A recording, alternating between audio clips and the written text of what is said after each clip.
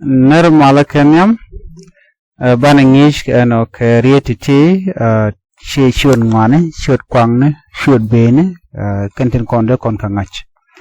kan kono to gwasa memi jiram jirit goronojin bi channel be nyogane ko ken bi subscribe ko bi notification bell bi jetwine comment kangi mi ci berej be chamala ci be ki jikapet no ban je to gwata me ka dob dande kon titi ngach ki je choose malode choose shall war choose war boots malode bune ware boots shall ke bune ware sandals shall ke war ke tai sandals ke tai ne ke ware no de ko wara kel ya ware ba ko chola tungwan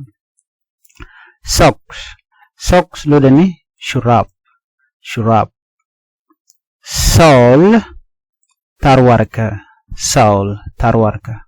soul tarwarka lace lasne ware la yan ka war chal ka ke lace dege chole choose lace ala lasne ware wala chole lasne ware scarf mo da tare mala yan ke we not chet la men ayen la yan ba woni chole scarf tare mala yan ke we not to kon ke bell mo da gach la yan ke de yen Barcelona de yen bo amene du men bo mite ka gwa mi charel ga ku de bel do na gach ring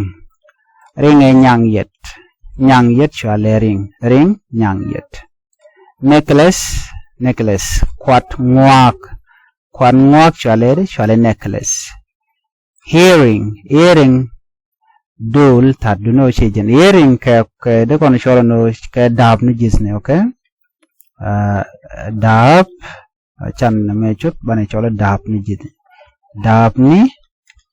jisni chal ke hearing dab ni jisni la dam den kon lat ke jisran chal ke hearing dab ni jisni watch tak la tag la kwen ke tane chal watch spectacle ke glass jen lorane nen glass lo nen da la nen wang chale glass da la nen bang de chole glass ba sunglass ke cherken ke nen wang ki nen chang thila las ka wang ran bi ke pin bi kan ja kami magwalo cheng ke tin chi cheng che bi jik ba kan wang bu kan mo ke tiek chale sunglasses nen wang ke nen wang pocket malore lo ne jeep button durar button chale durar zip chale tuska blouse ke top mi chala do lutka la chereka lo la lat ke do lutka chale blouse ke top mi chulo mtor chila bi joro bi mo ke jacket ke mo ka do chale top ke blouse pant chale tike woni tike man chale pan under clothes jene bi metre bi lalat kare bi under clothes la bi lat ka bad balat pin ni ken ba bi ko lat jode jacket chol kone jacket mi cek chale jacket che berlong chale jacket to kon ke coat lu ni coat da la dun kwach chale coat chale coat overcoat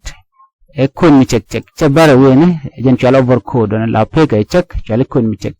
ki kun mi cek overcoat raincoat jen chere ke binyal ki do kon chale no e coat nyal la mitin nyal te tin bo mi ke coat chale raincoat overcoat e kun mi cek no gorno jin bitri bika gwa anger jena ngabene chale anger ngabene basket lonu gupe towel lonu biskir